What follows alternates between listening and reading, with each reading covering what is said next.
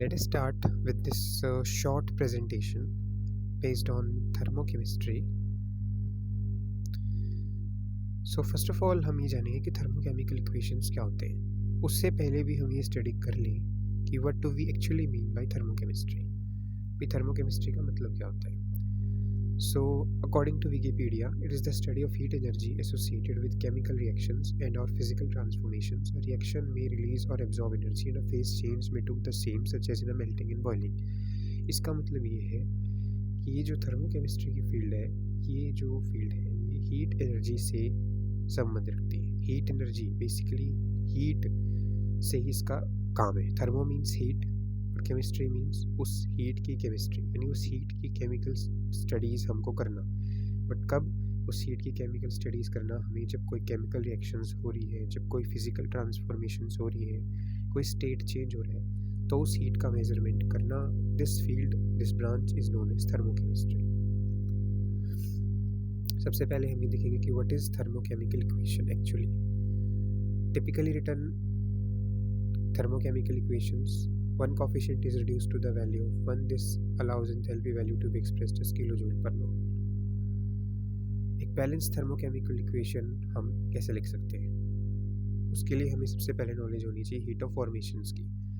HF जिसको हम represent करते हैं, it is an equation in which 1 mole of product is made from its constituent element. जैसे यहाँ पर एल्यूमिनियम जो है वो ऑक्सीजन के साथ कंबाइन करके Al2O3 कंपाउंड देता है। यहाँ पे जो हीट रिलीज हो रही है वो 3400 किलो जूल पर मोल रिलीज हो रही है। जो नेगेटिव साइन है ये डिफाइन करता है कि हीट इज रिलीज्ड, एंड 3400 ये डिफाइन करता है कि इतनी हीट रिलीज हुई है। Writing thermochemical equations, the equation shows from the formation of aluminium oxide from the pure elements, rewrite it such that only 1 mole of the aluminium oxide is produced. Suppose करो हमें सिर्फ 1 मोल ही बनाना है, so इसको हमें सबसे पहले 2 से डिवाइड करना पड़ेगा। तो एक्चुअली में हमारी इक्वेशन क्या होगी? एक्चुअली हमारी इक्वेशन ये हुई कि 2 एल्यूमिनियम यानी कि 2 मोल्स ऑफ एल्यूमिनियम आए सॉलिड स्टेट के अंदर, और उन्हें 3/2 ऑक्सीजन के साथ कंबाइन करके और Al2O3 ऐसा सॉलिड प्रोडक्ट बना दिया। और इसकी जो इंथैल्पी चेंज थी वो कितनी थी? 3400 किलो जूल पर मोल। एक्चुअली में हमारे पास ये प्रोसेस हुई। Now writing thermochemical equations, calculate the heat of this new reaction and restart is as enthalpy. The energy absorbed released per mole of the reaction is this. So actually में हमारे पास क्या answer आया? हमारे पास answer आया कि enthalpy change हमारा वास्तव में -1700 ही हुआ था। हीट को जैसे हम जब किसी भी इक्वेशन को ऐड करते हैं, सब्ट्रैक्ट करते हैं, ऐसे हम हीट को भी कर सकते हैं। हीट को हम डिवाइड कर सकते हैं, क्योंकि जब हमने इसको 2 से डिवाइड किया, इस इक्वेशन को जो हमारी पहली इक्वेशन है उसको जब हमने 2 से डिवाइड किया तो हमारे पास दूसरी इक्वेशन आई। इसके अंदर जो हीट रिलीज हुई वो इसके डिवाइड बाई 2 थी, पहली इक्वेशन की डिवाइड बाई 2 थी। तो इसका मतलब जो प्रोसीजर हम इक्वेशंस के लिए यूज़ करते हैं, the same procedure we can also apply for the heat calculation.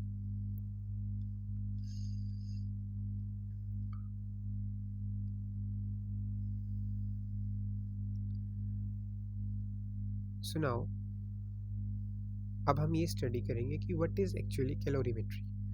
Calorimetry क्या होती है? कैलोरीमेट्री बेसिकली हीट की ही मेजरमेंट होती है। कैलोरी मीन्स हीट, कैलोरी जो होती है वो हीट की यूनिट होती है, तो उसको हम as an equivalent of heat ले लेते हैं। यानी कि कैलोरी वर्ड जहाँ यूज़ होता है वहाँ हम सोचते हैं कि हीट ही की बात हो रही होगी। और मीट्री मीन्स टू मेज़र, यानी कि हीट को मेज़र करना। तो इस डिवाइस को जो इसको डिवाइस को मेज़र करता है, ऐसे डिवाइस को हम बोलते हैं कैलोरी मीटर या heat measuring meter. It is the science or act of measuring changes in state variables of a body for the purpose of deriving the heat transfer associated with changes of its state due, for example, to chemical reactions, physical changes, or phase transitions under specific constraints. Then हमारे पास एक device आता है calorimeter. It is a device used to measure either specific heat capacity or the amount of energy produced or absorbed in a chemical reaction or chemical transformation.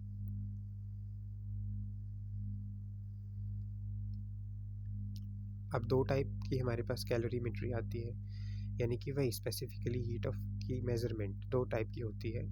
First is at constant pressure, and वही जो 2 types की calorimetry होती है उसी में second type आती है to measure at constant volume.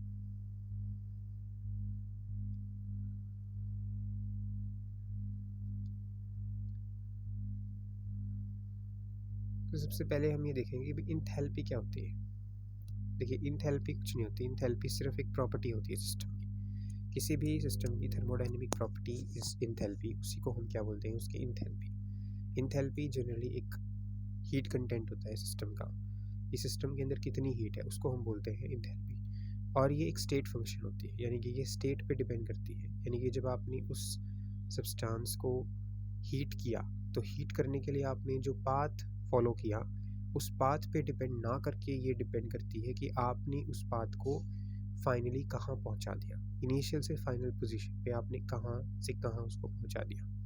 ये इस बात पे नहीं डिपेंड करती कि आपने उस पॉइंट को यहाँ किसी एक पाथ से ले गए या दूसरे पाथ से ले गए। ये सिंपली डिपेंड करती है कि उन पाथ का डिफरेंस क्या है। जैसे अगर आप 1 से 4 ले गए तो इसका मतलब आपने बेशक से 1 से 2 या 2 से 3 या 3 से 4 गए हो, उससे नहीं संबंध रखती। या भले ही आप 1 से 4 चले गए, उससे भी संबंध नहीं रखती। ये सिर्फ इससे संबंध रखती है कि आप 1 से 4 तक गए हो, यानी कि इसकी फाइनल पोजीशन क्या होगी 4th और इसकी इनिशियल पोजीशन क्या होगी 1। तो अगर हमें इंथैल्पी चेंज कैलकुलेट करना है तो हमें सिंपली क्या कैलकुलेट करना पड़ेगा, enthalpy at 4th position minus enthalpy at 1st position. ना कि हमें इनकी सबकी इंथैल्पीज को ऐड करना पड़ेगा कि 1 then 2 then 3 और देन हमारी 4 की निकले। ऐसा नहीं, सिर्फ जिस पॉइंट पे हो उस पॉइंट से, जिस पॉइंट से आए हो इनिशियल पॉइंट से, उसकी एनर्जी को डिफरेंस करना होता है बस। How do apply it, apply कैसे करेंगे। जैसे if you take an example, जैसे आयरन जो मेटल है, फेरिक ऑक्साइड से जो हम इसको हम निकालते हैं तो आयरन मेटल हमें मिलता है। उसको ऑक्सीजन से ट्रीट करने पे FeO हमारे पास मिलता है। हीट चेंज हुई इसमें 272 किलो जूल।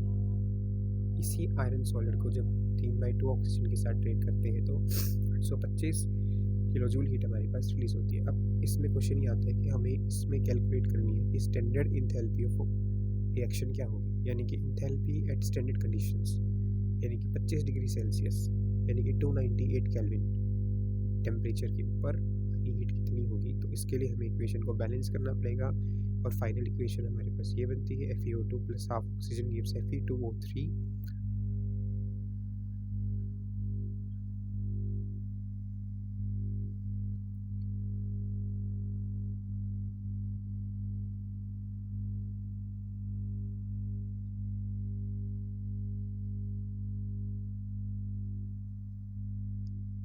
और हमने अप्लाई कैसे किया इसको।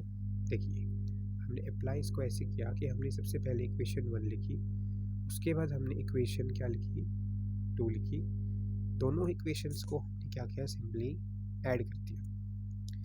जो हमारी पहली इक्वेशन थी उससे हमारी 272 किलो जूल हीट रिलीज हो रही थी, दूसरी जो इक्वेशन थी हमारे पास वहाँ से 825 किलो जूल हीट रिलीज हो रही थी। दोनों को जब हमने बेसिकली ऐड किया तो क्या हुआ, फेरिक ऑक्साइड और फेरिक ऑक्साइड। इक्वेशन 1 ये बोलती है, हमें निकालनी किसकी है, हमें ये निकालनी है कि इंथैल्पी ऑफ रिएक्शन क्या है। तो इक्वेशन 1 की जो हीट है उसको हमें करना पड़ेगा 2 से मल्टीप्लाई और उसको हमें पलटना ही पड़ेगा। सो इस करके हमारे पास फाइनली जो हीट आती है वो कितनी आती है, 25 डिग्री सेल्सियस के ऊपर 544 किलो जूल।